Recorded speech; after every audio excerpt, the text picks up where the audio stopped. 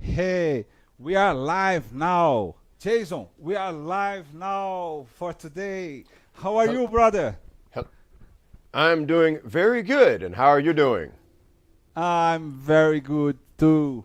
Thank you for being here, you and everybody that came here to this drum conversation that we're gonna have today about me and this great drummer, this great vibraphone player, this great percussion, Jason Marsalis. Please clap your hands, everybody, to this gentleman.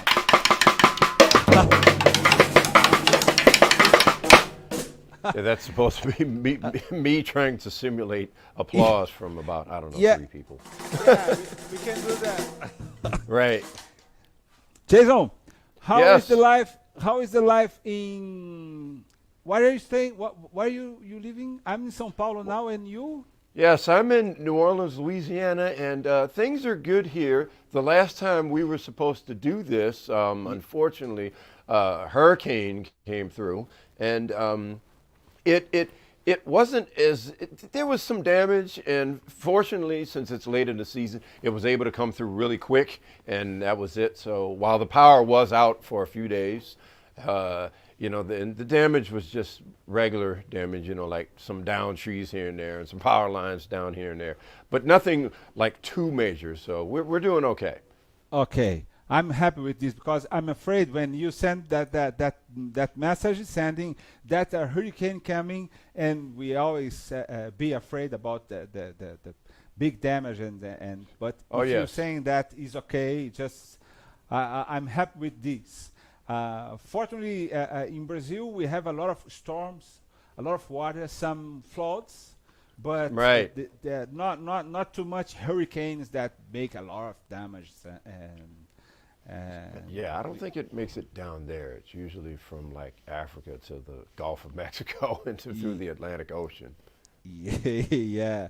Hey, brother, thank you for being here. Was a pleasure. That was an honor that you accept that. The last time that you see each other was in São Paulo, That and is correct. Jason was playing here with Jazz at Lincoln Center Big Band with Winton Marsalis, and we went. I went to see the show, the wonderful show that they Hmm. played wonderful music, and after that we went to a jam. You remember Yes. that? Yes, I do. That was so cool, brother. Because a jam in a studio that everybody could play together and and share music, share histories, and talk a little. That was so good to see that. Yeah, absolutely. And also, it was just a pleasure for me to be in Brazil because I love a lot of the Brazilian music, and it's always great to hear the people that really know how to play it. Yeah, So there was that going on. So yeah, that was a fun session. Yes, and indeed. and for us it's the same because we love jazz, we love the music that you do, and that is a great opportunity to see the people that can do that like as you do, man. That was amazing. And you just to be clear, in the middle of the tour, you guys did a lot of education stuff, a lot of masterclass, and I heard about the student that was awesome. That they are super, very happy with the information that you bring, that you give to them. That was amazing. Thank you for that. Oh, absolutely. Yeah, well, with Jazz at Lincoln Center, one of the things that is important is outreach and going to schools to either do workshops or to help with big bands or to help with any students anywhere to help with the music because it's not an easy music to play. So that's a big thing that they do all over the world. Oh, that's amazing. That's amazing. Congratulations, brother, and thanks for that. Hey, Jason, I Hmm. before the pandemic times, I follow you in Instagram, Yes. and I checked that you are doing a kind of drum solo gigs. Was that Yes, correct? that And is correct. how was that? Yeah, those were really fun to do. It's one of those things that it's an idea that I've sort of had kicking around really more recently. Um, a lot of it was influenced by, say, the drummer Max Roach, for example, who would do solo drum shows. And so it was in recent years, I'd say maybe in the past 5 years or so, where I started to do these solos, with just by myself. But I started to get ideas of different types of solos to play. Okay. And so I think what finally encouraged me to start really pursuing those shows was when I was on a sound check with the Marcus Roberts Trio and pianist Marcus Roberts. And it was just myself and the bassist, Rodney Jordan. And I was warming up and playing something. And I remember when Rodney Jordan said, "Man, you know what, man?" Because I guess he liked what I was doing. He said, "Man, I would buy a record of you just playing solo drums." And when he said that, I said, "You know what, I'll take you up on that, man. I'll try to put together a solo drum show." And so when I was teaching, I do a residency at Florida State University. And Marcus Roberts and Rodney Jordan happened to teach there. And so it was during one of those residencies, I contacted the school, said, "Can I use your recital hour for this time?" And I just did. I called it the one-man drum show. And I just utilized, whatever music that I could, had sticks, brushes, mallets, and was trying to portray just different moods, different sounds, different rhythms that the drums can play. And so I've been enjoying doing that, and it's something that I'll keep doing. At some point, I will do a full solo drums album, but it's something I've enjoyed doing. Yeah, you have to record that. I want to have one too. Me and the bass player and. Mm-hmm. We're still in. He disappeared. Oh, what happened? He got dropped from the stream, I believe. Oh, okay. We're still in the show. Oh, okay. It looks like Edu's kind of dropped out for a moment. I think he was gearing up to ask you to play something. Actually, here, he's right back. Here he is. Oh, okay. Edu, can you hear us? Yes, I can hear you. Okay, Awesome. yeah, sorry you dropped out. Where is I'm not with my camera, You are. Your camera's on now. We can see you now. and now that's better. What's better? This works too. What do We you can still prefer? see you. This is fine, the one you have on now. Either way, we can see you. Mm-hmm. Okay, let me see what happened here. Okay, I'm back. Yes. I'm sorry for that. I'm sorry. That's technology. I'm Yes, it working is. on that. At least, at least like that hurricane, it just went through and then it was over. Wasn't too long. Yeah, but I'm sorry for that. But Jason, Yes. I want to know how to the difference that you think about some of these solos. But did you mind if you play some solo of that for us, just to see what we are talking? Yes, yes. In fact, this is an idea that I've had kicking around in my head actually for the past few days, and so I haven't attempted this, but this will be the first time that I'm going to try this, and it's actually a tribute to an artist. And Wow. I'm going to see if through these rhythms you can figure out who this artist is. It's an artist in popular music. So Okay. I will attempt to do that right now. Okay. Okay, you ready? Yes. Here we go.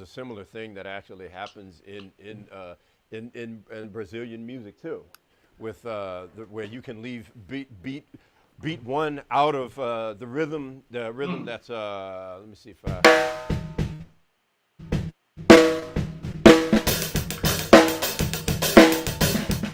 Yeah.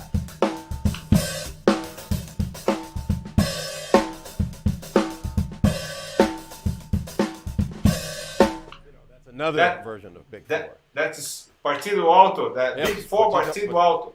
But you also, Yeah, there's yeah, like but- a version of Big Four in that. And so with Michael Jackson's Bad, you know, boom, boom, boom, boom, bop, boom, boom, boom, boom, bop, boom, boom, boom, boom, bop.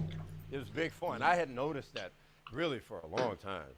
Yeah. But the point is, there's rhythms in his music that you could just play on the drum set, and because the rhythm is so strong and because it really stands out, it's actually easy to Yeah. do. So that's something I have to think about how I want to organize that. You know, that's Yeah. a thing to work on. Great. And I was listening that album that you did with your father, A Letter from Monk, an open letter for Thelonious. Yes, open letter to Thelonious. Yes. To Thelonious. And on Jackie Ing, you Yes. do a solo based on this conception that you take the rhythm and start to do melodies with the rhythm. And for me, I want to ask you, it's something like that kind of rhythm from Big Four or is that kind of rhythm like that?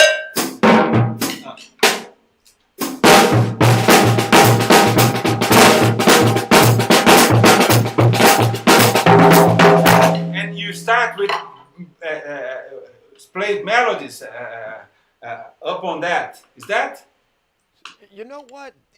It was actually inspired by Big Four, because a lot of times, the second line will inspire things, even if it's not exactly like second line, but it'll inspire those kind of things. And so, so for instance, with jackying, like what inspired the groove was actually based on the recording that Thelonious Monk did of that tune with a quintet. It was a record with, I think, Art Taylor on drums and Sam Jones on bass. Was it Tad Jones, trumpet, and Charlie Rouse, saxophone. And so what's funny is that, when they played the tune, Art Taylor was like,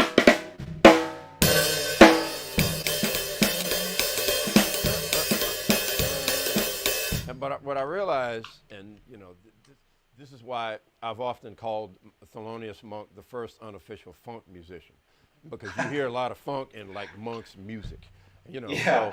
So then it's like I was able to take that and almost turn it into a quasi funk beat.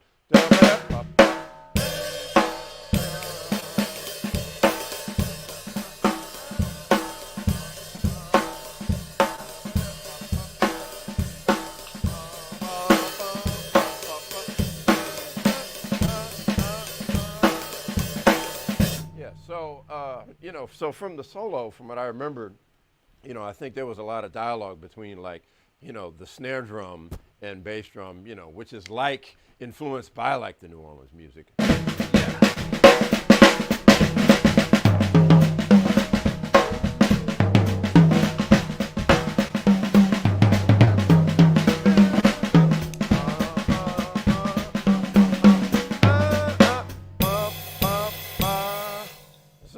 I think that influence was definitely there. Yeah. It was definitely there for sure. Even though I was I guess playing more in a swing vein. But yeah, what you're talking about definitely influenced that solo. Wow, man, that is so that's so it's good to hear for the listener. The rhythm and the melody was so easy to listen, and it's complicated to play, but it's so easy to listen. That was something that we are looking for with the music every time. Maybe could be complicated to you play, but has to be easy to the listener absolutely to capture that. Yeah, when you got that groove, that which is like the human thing. I mean, people can hear a pulse if it's got a good strong groove, then a lot of the complications don't really matter. Yeah, and when you do that, always I'm listening something. I can hear you make a kind of question and answer with the rhythm, question with the rhythm, question with melody. Is that any kind of practice that you did? That you can share with us about this question and answer vocabulary? Is that something that is possible to work on that? You know what? That's interesting, because it's funny. There are things that I have practiced with in terms of practicing around the kit. Like for example, if we were to take just your basic single stroke roll. And I would practice things like, say if I'm playing 4/4 on the bass drum and 2 and 4 on the hi-hat, I may play things like,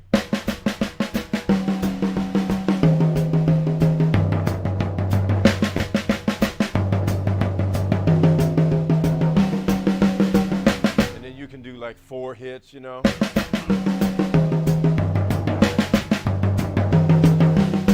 Two.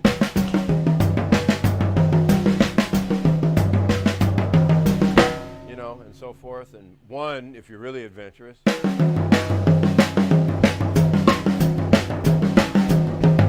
You know, if you're really adventurous. Yeah. So I mean, a lot of it was just like practicing where you're playing around the kit. And a lot of times when you have accents, that is sort of a call and response. Like if we were to take the paradiddle, you know, right, left, right, left, left, and play it like on, say, take the accents and put it on a bass drum and cymbal.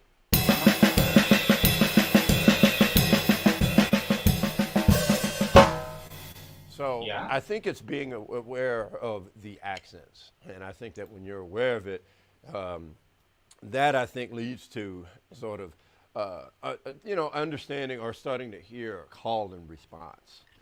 Now, at the same time, I think that for me, it's something that I wouldn't say that I necessarily consciously practice it, but it is something that I would study in either music or in how melodies are developed. And so when that happens, when you do that, that does start to apply to the drum kit. You know, so, you know, when you think of, especially when you think of developing a rhythm, Yeah. you know, like I think that does lead to I think developing a rhythm leads to the call and response. You know, Yeah. like if we were to take a simple rhythm like, then how are you going to develop that?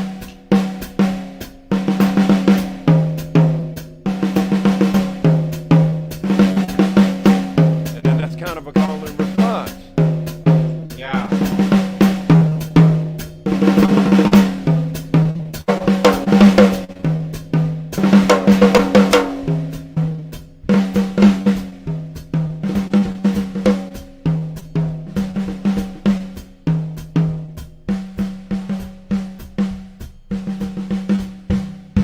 You see?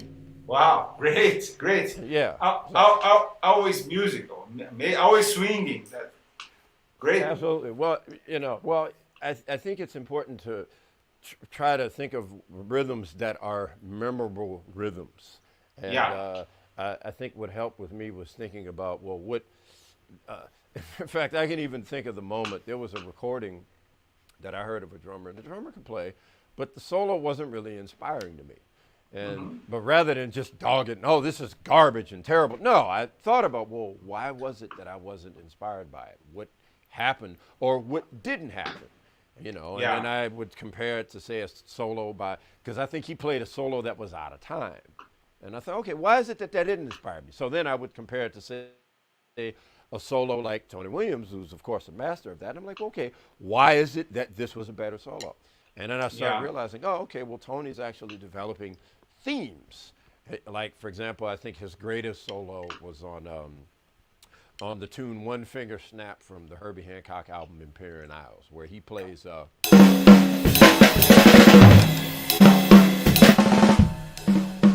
back to that a lot. Uh-huh. And then there's a section where he plays, which is repetition. Yeah. You know, he's using repetition. You know, he might slow it down, but it's still that same rhythm. He's not just playing around the kit and just doing whatever. You know, there are themes that he's playing. And that's another example. That's an example of call and response. I think the call and response that you talk about. So, so, you know, and then when I would think of rhythms in melody, you know, like the fact that, if you take the song like I've Got Rhythm, you know, do, do, do, ding, do, do, the fact that has a rhythm. Do, do, do, do, do, bop, do, do, do, da, da, da, da, da, bop. You know, that has a rhythm. Yeah. And so then you think, okay, how can I develop this rhythm? How can I, how can I develop or play rhythms that are like these melodies that people know? So, so hopefully that answered your question. I know I went on a lot there, but I think that's what leads to the call and response and just playing rhythms that are memorable rhythms. Because, you know, if you're just playing around, if you just, I mean, no, there's nothing memorable about that. But even if you were to play,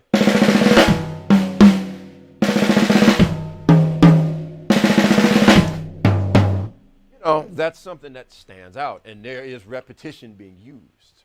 Yeah, great, great. Thank you for this answer. Thank you for that.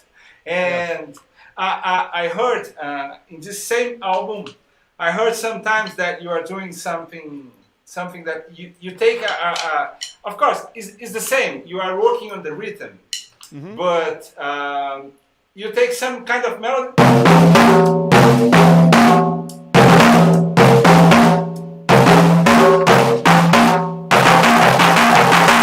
And you take the same melody and maybe stretch a little bit or shorten a little bit with the melody. That is something that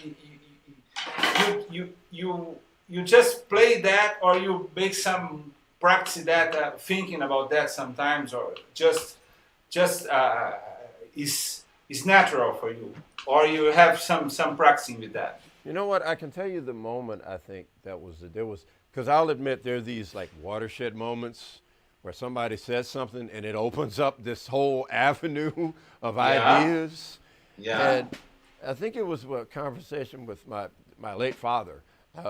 And I think it seemed like I was saying something about how at the time, a lot of drummers were playing like Philly Joe Jones, and I miss the good old days. But anyway, at the time, it was a thing where a lot of it was happening, and I was kind of getting tired of it. Like I said, at the time. And then I would say, well, they kind of played the same things that Philly played. And then somewhere I thought about it and said, well, but, there's other ways that you can play these rhythms. There's other ways you can play what Philly Joe played. You can play it like this. And then he said, yeah, or you could play it backwards. And yeah! It was like a watershed moment when he said that, like, man, you're right. Yeah. Wow. Why didn't I think of that? So if you have a rhythm, that's one thing that Philly Joe Jones, for example, would play that was very common was,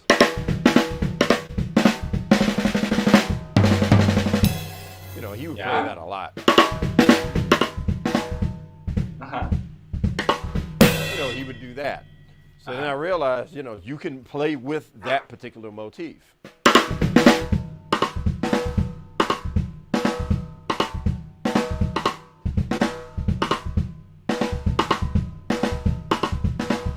If you want to be real adventurous, Yeah.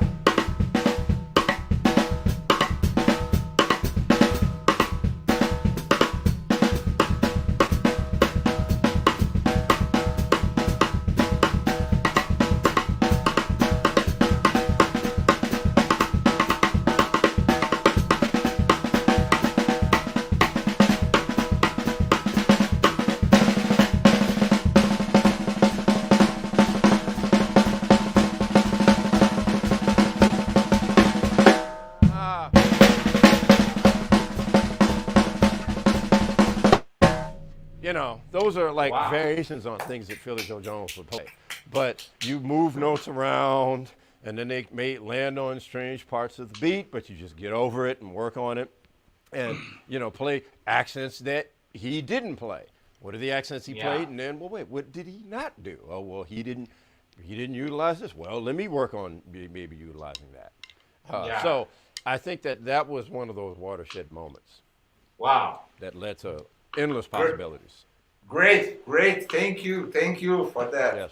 And just one more thing that I was listening in this week was an album that I found in Apple Store. Frederick Kronzwitz. When that you play a very tasteful music.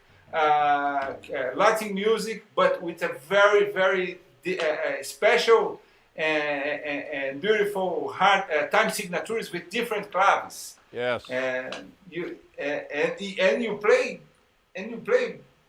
beautiful, man, with melodies and with the feeling of the music, and that was amazing. I love it that album. Oh, yeah. Oh, that was a fun record to make. In fact, it's funny because I just emailed Frederick Kronquist recently. And to just give people just a background on who that is, and I'll try to make it the short version of the story, but there was a brief time that I lived in New York City, and I was on this gig with a pianist named Søren Mahler, who's from Denmark, Okay. and so we did a few gigs, and I was in New York for about a year, and then I moved back here to New Orleans, and so Søren sends me this email while I'm in New Orleans, and he said, "Hey man, I was wondering if you wanted to come up to the Copenhagen Jazz Festival and play with us. We just did this record that's this tribute to John Coltrane, and we'd like to." And I said, "Oh yeah, yeah," and he mentioned who he was and the gigs we did. I said, "Oh yeah, yeah, no, I would love to do that." And so there was this album that I think it was his album, and so I go to Copenhagen, Denmark, and this is when I first met Frederick Kronqvist, and so we did these gigs, and the gigs went great. And after that, Søren sent me a message and said, "Hey man, we're gonna make a record. I'm gonna set up a tour, and then we're gonna go to the studio." I said, "Well, great," and he did that. And the name of the record was under the name of the Scan-Am Quartet, which was Scandinavian and American. Okay. And so after the tour, Frederick gave me a few of his albums, and I said, "Oh yeah, I'll check these out." And there was one that was a trio album. It was just him, bass and drums, and it was an amazing record. I'm like, wait a minute, this is killing. Wait, but you're from Sweden, and this is better than some of the records coming out in America. Wait, something's wrong here. And there were some other records he gave me that I was like, and I emailed him back like, "Man, these records are happening. Man, I love what you do." And so after a while, we started to get together and actually play a lot more. And then he started calling me. In fact, it was funny because the pianist Søren had some dates for the Scan-Am Quartet that we did. And so then I get a message, I think it was a few weeks after the gigs were set up, and Frederick tells me, "Hey man, we've got this session book where we're going to play the music of Thelonious Monk." I was like, "Okay." So, and we did a record, Monk Vibes, when I decided to challenge myself and have vibes as the only accompanying instrument on the album. So it's like vibes, saxophone, bass, and drums. Very, very challenging, but worth it. So there was that. And so that was one record. So another album that he had an idea for was he wanted to do an album of these Afro-Cuban grooves, but with odd meters. And, and one of the times we got together, he had these he had samples that he had, I think, on his computer. I think he was writing things out. He was like, "Yeah, man, this is the thing I want to do, and check this out." And he had, what was it, Night in Tunisia, I think, was in 5. And Manteca was like, what was it, 11, I think it was? Or Manteca is 11. Yeah, it was 11. It was like these, and I just said, "Oh, okay, yeah, that's fine. We can do that." And so that was and that was, I think that was his, it was, I think he wanted to pay tribute to John Coltrane and Dizzy Gillespie, and it was really those two were the bulk of the tunes that he pulled from. But also with the odd metered, like claves and things that he was coming up. It was a challenge to play on, but it was a lot of fun. Yeah. Because I tell you, the first exposure that I got to any kind of odd metered clave was from pianist Danilo Perez. And he did an album called The Journey, and there was a tune on there. And I remember because this is the first time that I had, not that it was the first time it ever happened, but this is the first time I had heard this where they're playing, like one of those, like Afro-Cuban vamps, but it's in 5. Like, bo, do, do, do, do, do, do, do, do. I was like, "Oh, okay, that's okay." And then after a while, I started to hear about like a clave that's like in 7, for instance. In fact, the Jeff Tain Watts has a tune called "The Impaler," and there's that vamp. Was it? And it's based on that son clave. Like 1, 2, 3, 4. But it's like now it's like you're dealing with 7, so you have to shift the rhythms in different places, but you're still dealing with 1, 2, 3, 4, 5, 6, 7, 1. That wasn't played right, but like 1, 2, 3, like it's still based on that. And fun fact, he actually took that vamp from the Ohio Players, the song Skin Tight. Bump, bump, bump, bump, bump, bump, bump, bump, bump, bump, bump, bump, bump, bump. But he just put it in 7 Great. before that became a trend. But anyway, but yeah, that was sort of my first exposures into that. So when Congress wanted to do these odd metered claves, I said, oh, okay, yeah, we can do that. You know, Yeah. and the thing that he did with, you know, with Manteca and so forth and 11, I was like, yeah, you know, we get together and rehearse it, and after you just have to get used to them. But it was a very fun record to play on. It was very challenging, but we were still dealing with the grooves. And so, and I think with soloing, the same principle applies. But when soloing, even if we're in 11, you know, I still, or even playing, I still try to play like I'm playing in 4/4. Yeah. And there was a moment that was years ago when the great drummer and teacher Alan Dawson came to New Orleans, and he gave a workshop. And this is another one of those watershed moments where Alan Dawson was asked about playing Take 5 with Dave Brubeck. And his response was, you know, that wasn't really 5. That was 3 and 2. And everything was on the downbeat. Man, could you imagine playing in 4/4 like this?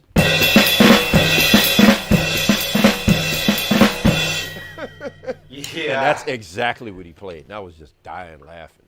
And so then he talked about playing rhythms through the bar. And like if you're playing in 5, if you're playing like the 1, 2, 3, 4, 5, 1, 2, 3, 4, 5, 1, 2, 3, 4, 5, 1, you know, things like that. Yeah. And when he started talking about playing through the bar, that was a watershed moment, like, oh man.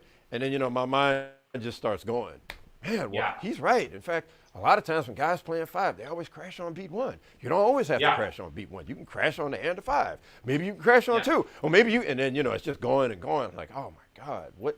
Yeah. Like, wow, I have all these ideas of things. And so even if it's an odd meter thing, I still try to play not where everything is on 1, but still trying to play in a way that I'm playing in 4 where it's natural. So even if we're soloing on it, you know, where I'm still thinking, if 1 happens, I'm not going to play on that 1. I'm going to play around it. And then I may resolve on 11 and then 1 hits. So that's the challenge, and it's a fun challenge. And it's something I've done long enough to where it is a natural thing for me to do at this particular point. Man, that's so inspiring. I love it. That. Hey, Jason, we have a lot of comments and questions from here. Maybe it's a good idea to answer some questions from the people. Yes, absolutely. Do that.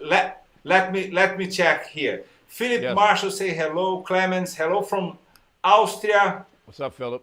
Yes. Carlos Galego, hello Masters. Hi everyone from Open Studio. Philip Marshall.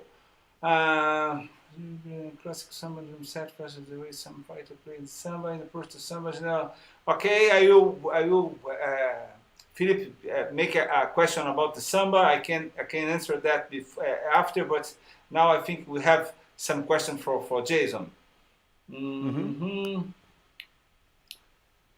I'm going to have 2 more solo drums again. Hello from us in Texas, Philip, Virginia. Clement Markey asking, Jason, did you ever meet James Black in person? Any stories about him from your father? Yes. The story of James Black for me was kind of a tragic one. And I'll tell you why. I mean, for the record, he did die in 1988.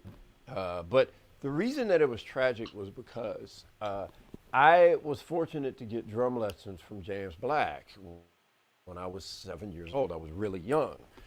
I unfortunately didn't record those lessons, but I was able. But the one thing that I remembered from it was he was the first drummer who showed me the George Lawrence Stone book, Stick Control, and practicing fundamentals and the importance of that.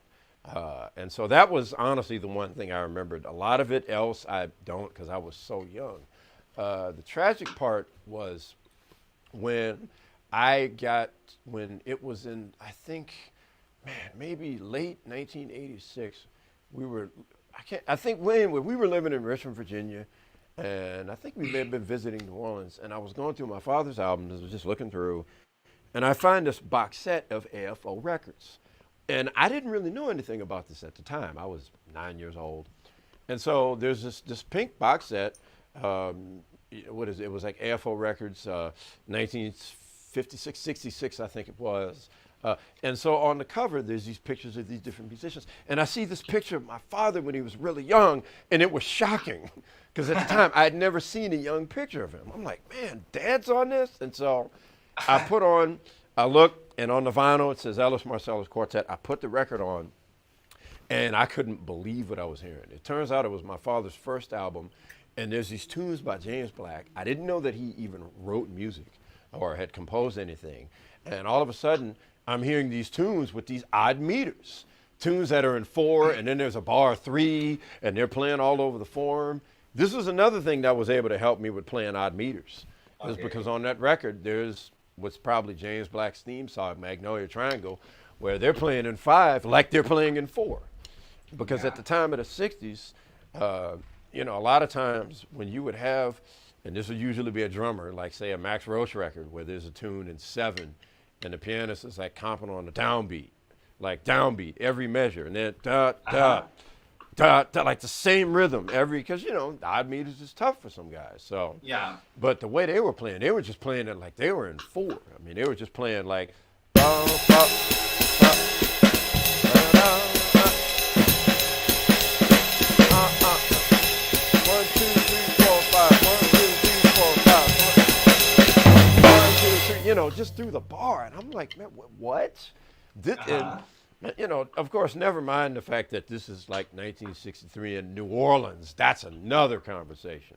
And so it was just this eye opener. I didn't know that James Black, you know, had written these tunes, and unfortunately, he died about a year and a half later. And so I never got a chance to, because we moved back to New Orleans the summer of '89, and I never got the chance to, hey man, Monkey Puzzle album, we got to talk about that. And I think the bigger tragedy was that at that time when we came back, you started to have this burgeoning scene of these young drummers. And unfortunately, James Black wasn't around for that, because I know that those guys would have been knocking on his door. Guys like, you know, there was a drummer named Barton Butler. There was another one named Jeff Clapp. And one drummer who has a big name now, and a lot of folks don't know that he's actually from Shreveport, Louisiana, and lived in New Orleans at that time, is Brian Blade.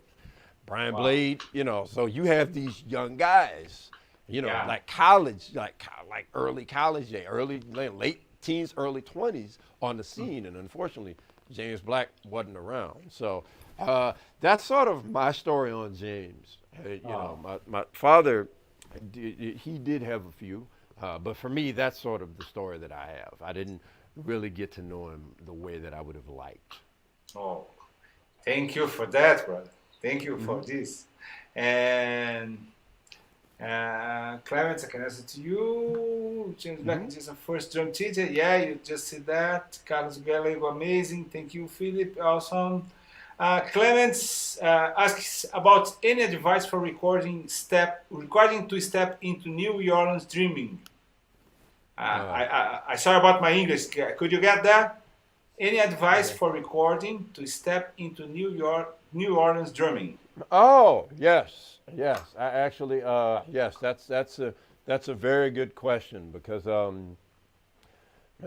it reminds me of. You know, there was a situation where you would have drummers trying to play the second line rhythm and it wouldn't sound right, but in their defense, they hadn't really heard any good recordings. And a lot of times, they either weren't available or you don't know what to get. So I would say the first thing to really get is your basic 2-beat. And so one good record was Atlantic Records put out an album called Jazz Begins by the Young Tuxedo Brass Band. And it was recorded, interestingly enough, in 1959. a year that was known for albums like Kind of Blue and The Shape of Wow. Has to Come, Giant Steps, Time Out. Well, Jazz Begins is also an important traditional record because it's really good quality, and you have a brass band playing in a very traditional style. And it's very, because a lot of times you'll have drummers that'll hear the more updated styles, like they may hear a drummer like a Herlin Riley or a Shannon Powell or a Stanton Moore, and they do a more advanced version of the style, but it's important to have your basic two beat together, and all that is just this, and playing press rolls.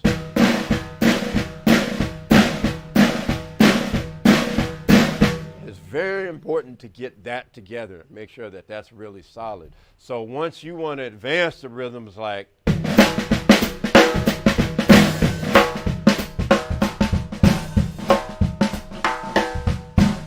when you want to advance to that, you'll have more of a grounding and you'll have a better chance at Reuben. So I think Jazz Begins is a really good album from the Young Tuxedo and Brass Band. There's also a video that's on YouTube of the original Tuxedo Jazz Band. And I think it's like 30 minutes or something. And that's the greatest traditional jazz video of all time.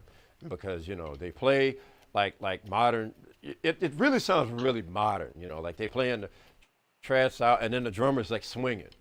So there's that. I would say it's also good to listen to also like updated brass bands, like the Dirty Dozen Brass Band's album, Mardi Gras at Montreux is really good. The Rebirth Brass Band, Feel Like Funkin' It Up. And the Main Event, Live at the Maple Leaf is amazing. So I think that those are, so you get sort of the perspective, the more updated version and the more traditional version.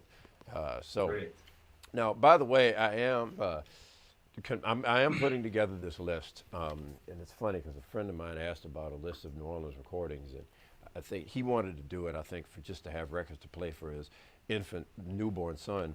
But I'm thinking about it in terms of education and like a record to give out. But I am putting together this list, and I'm still looking into recordings of New Orleans music, but all of it, like the traditional, like the old and new recordings, brass bands, old brass bands, new, even like New Orleans funk, like good records to check out for that, whether it's like Meters or Dr. John or Alan Toussaint, I'm getting this list together of like all of this, like just good things to check out from all those different styles.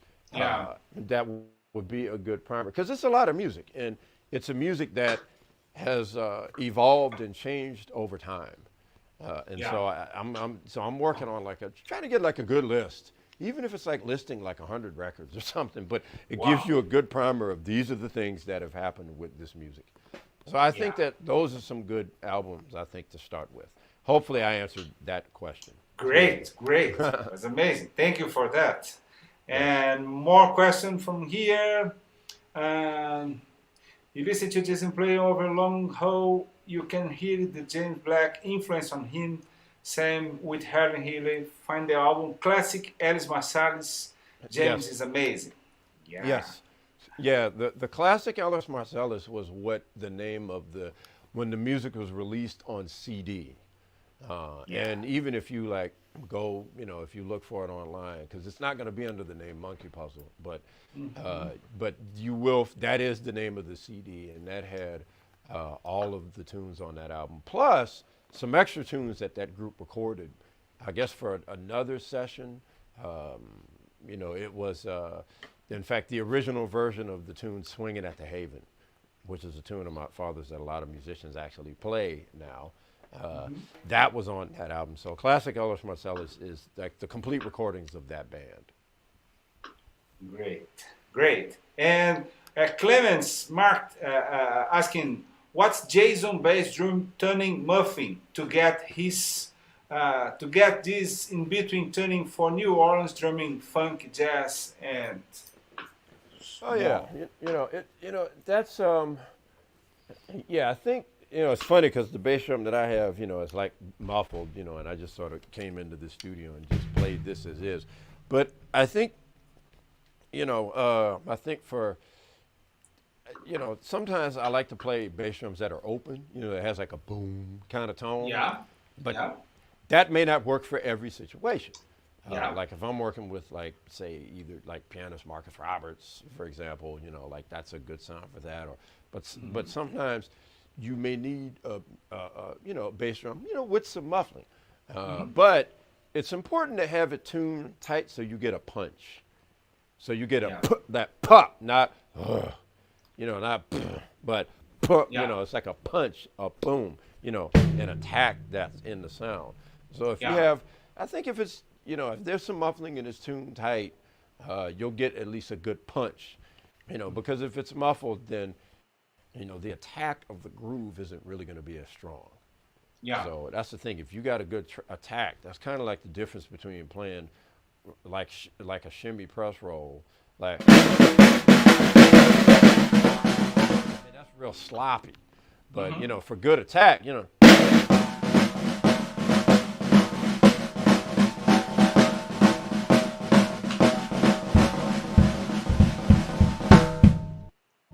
you have a good punch, it helps the groove. So I mean, you can have some muffling. I wouldn't say stuff the whole thing with a pillow, but it's good to have some muffling. But tighten up the bass drum so you have a good attack. Great, great, great.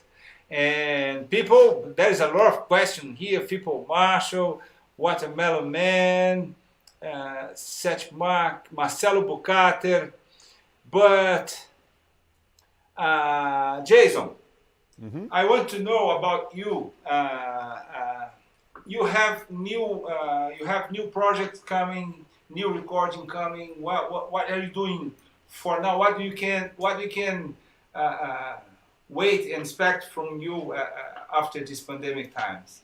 Yeah. Well, it's funny. This year, Basin Street Records released some concerts that was pulled from their 25th anniversary celebration, and they're called Live. And one was with me. It was just Jason Marsalis Live, and the other is Dr. Michael White Live.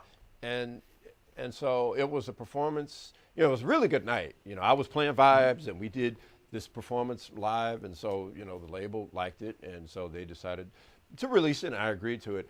The funny thing about the Dr. Michael White one is that I often forget that I actually am on that record. The reason is that, and it's funny because I even saw a video of it earlier today, and I'm like, man, I keep forgetting I was on that. The reason was that the night of the show, Dr. Michael White had a group, and he does this sometimes, where it was clarinet, trombone, was it clarinet, trumpet, and banjo and bass. And I think trombone was on it. But anyway, that was it. It was just, there wasn't even piano and there wasn't any drums. And so I was there just hanging out. And Dr. White, I think during the night, asked me, man, did you want to play on some tunes? I said, yeah, whatever. Yeah, it's fine. Yeah, we're all here. So I think we did. So the tunes I played on appeared on the record. And so, and it's funny because there's a video of me playing, what was it? Give It Up. And I'm playing.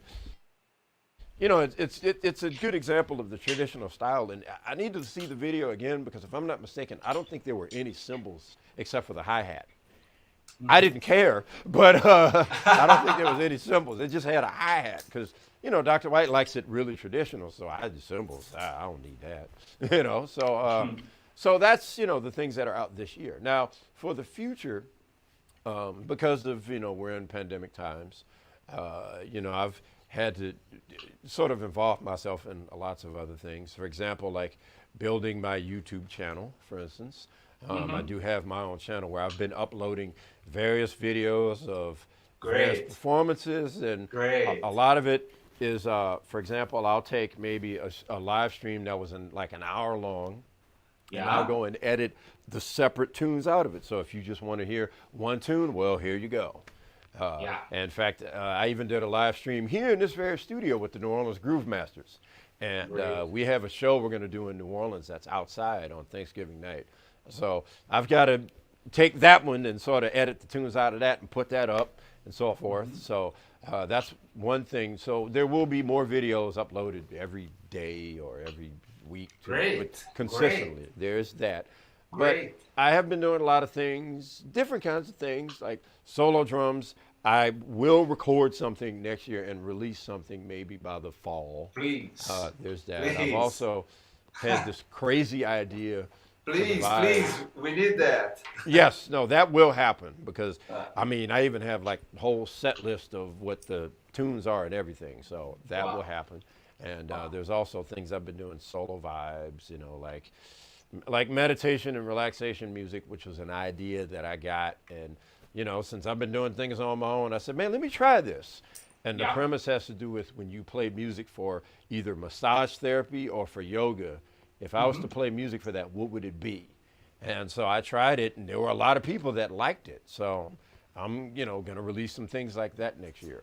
So this coming year, I'm just going to focus on more solo projects. But the following year, you know, hopefully a lot of this stuff will be resolved. I'm going to start recording with bands. But I think this year, there's some records I want to do just of me, with drums and with vibraphone, that I want to put down.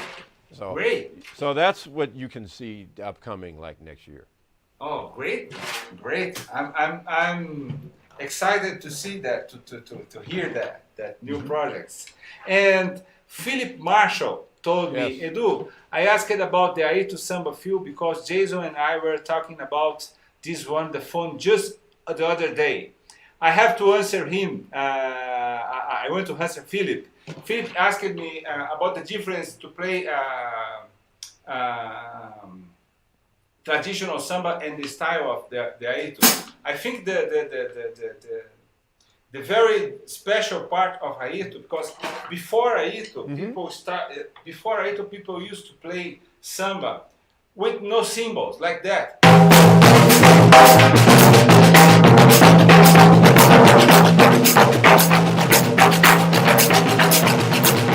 Maybe without the hi-hat, they didn't have the hi-hat foot.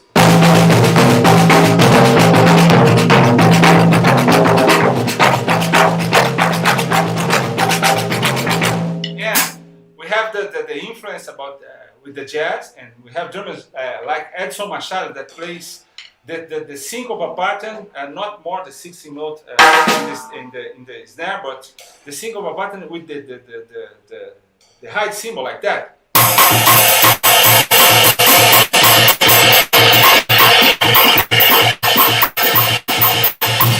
And I think Aito for me is one that is in the middle of these two things, because he plays with the syncope in all the time in the high cymbal, but he keeps this sound of the drums, the tones and floor tone, playing a kind of a pattern, surdo and tambourine like that.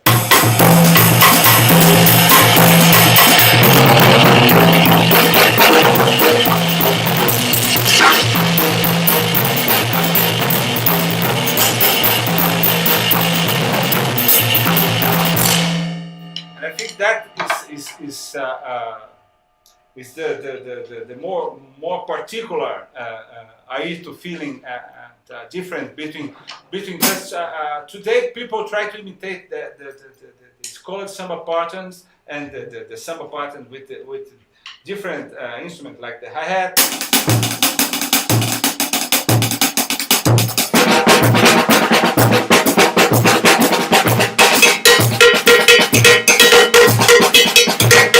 You can play everything together, but Aito has that jazz style to play, but so rhythmic, so with so in the rhythm that came before the jazz influence. And of course, for me, Aito is one of in these times when I heard Aito improvising, I can hear the melody, I can hear the form. It's so clear with the form of the music. That for me is something special for him. I hope I answered Philip Marshall's question.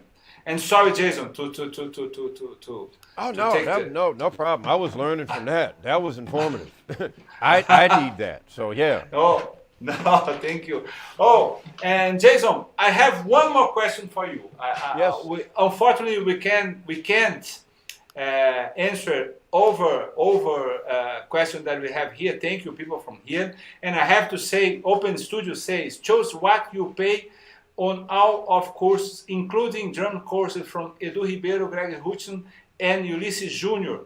Check out the description for a direct link. And that's a promotion for November.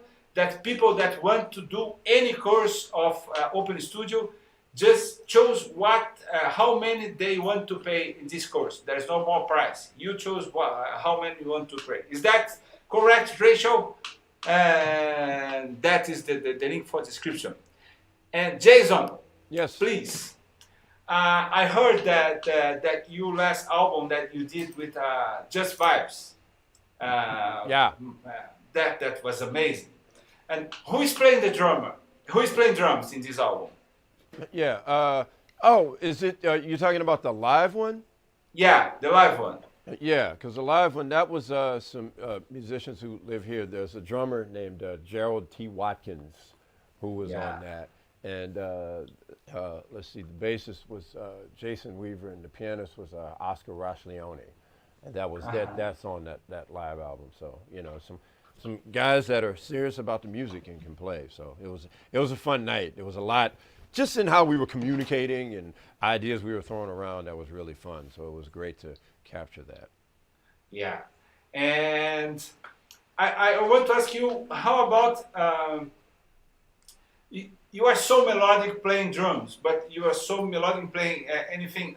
How is the influence that you have from vibes, from piano, and for any instrument for your drum set?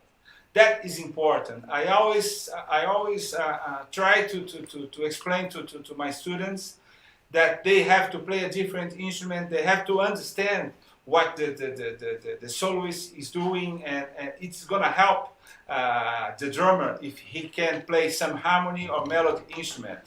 How is the balance for you about that? Yeah, well, first thing is that it's important to understand rhythm and harmony and harmony and melody if you're a drummer, just so you can really accentuate the music. And if there's any charts, you can be prepared for what they're doing. And wherever the music is going, you can be, prepared for that. And it's interesting because I think for me, studying music was something I think I took for granted, because the first instrument that I actually played was violin. Wow. Violin was the first instrument. It was in the Suzuki method, and I learned how to sight read. And that's where a lot of the fundamentals of reading started with key signatures and time signatures and treble clef, and that's where it started, and what key this is in, and major and minor. That was a lot of those fundamental things. Now, on the more jazz side, I was playing drums and so forth. I was doing that, but as time went on, I think that the years of studying violin was something that was helpful with having those basics. So even though I was playing drums, I would still I started writing music, for example. Yeah. And there was a lot about chords I didn't understand yet, but after a while I would study chords and figure it out. Because piano was an instrument that I think that I did have piano lessons very early on, but it didn't continue. I may have been about 5 years old, but it didn't continue. But it was an instrument that I understood how to use, if that makes sense. I'm not a piano player, but I can write music on piano. I can use it to listen. If I want to transcribe something and I need the piano to make sure what are these chords, I can use it for that. So when I went to Vibes, which was my father's suggestion, it was just tough, just being proficient at it, because I know what the notes were, but I just didn't really know any music on it. So I'd have to practice scales and then practice learning tunes and so forth. But I think one thing that the Vibes taught me was, I think, refinement of sound. Because with mallets, it's really easy to treat it as a very primitive instrument, just sort of bang away at it. But you have to adjust the stroke to where you're getting a good resonant sound. out of that instrument. And so I took that same approach to the drum set and trying to refine my sound and attack on the drum set, you know, with playing vibes. That's one thing that helped with the crossover. Another was just being more aware of chord changes, because I mean, I was aware to some degree, but you know, as time went on, I started to think more about, all right, let me accent the chord progression, not just play over it, but really accent it and really outline it. So that's how, you know, playing an instrument like that helps with, that's one aspect. I mean, there's also the rhythmic and melodic aspect and rhythms that are in melody. There's that too. But those are the things that help with transferring to drums. And when you study those things, you'll just be more prepared as a musician. Yeah. That's really what you want. That's great. That's great. Jason, we can stay all the day, all the night here talking, but we have to finish that. And I want to say thank you so much for being here, for for sharing your music, your acknowledgement. And thank you so much for being here. And thank you for the people that came here to listen to us. Okay? And I hope we can stay in person. Absolutely. Very soon, brother. Very soon. Yes. No, I definitely would love to come back and, you know, absorb some more of that music, really. So, absolutely, would love that. Same. So I've enjoyed this, you know, and I mean, if anybody has any other questions that we didn't, you know, you either didn't think to ask, I mean, you can, you know, follow me on Twitter, you know, it's just, you know, twitter.com/Jason Marsalis, and you can just ask me there, you know, and I'll make sure to answer that, and so forth. But yeah, I'm on Twitter and Facebook and Instagram, so and you can find me there. Oh, great, brother. Great, Jason. Yes. Jason. Thank you. It's been a Please. pleasure. My pleasure. Have a great night. What time is in Is it, what time? it's 6:13 here in New Orleans. Oh, great. And have a great night, brother. All right, you too. Thank you so much for being here. Absolutely. Pleasure. Thank you. Good to see you again. Good to see you again.